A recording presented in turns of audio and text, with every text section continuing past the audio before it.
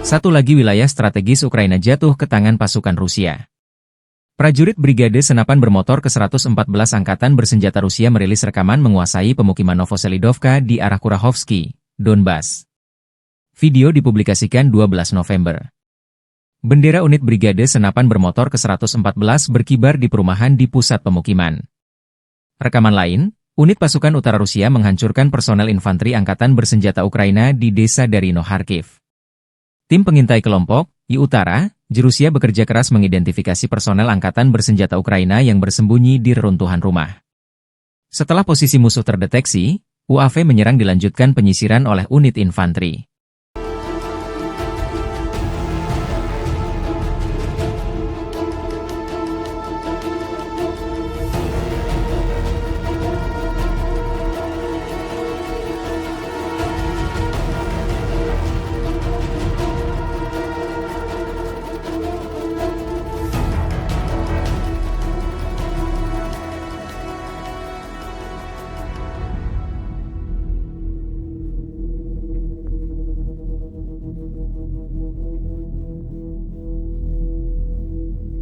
Download Tribun X sekarang, menghadirkan lokal menjadi Indonesia.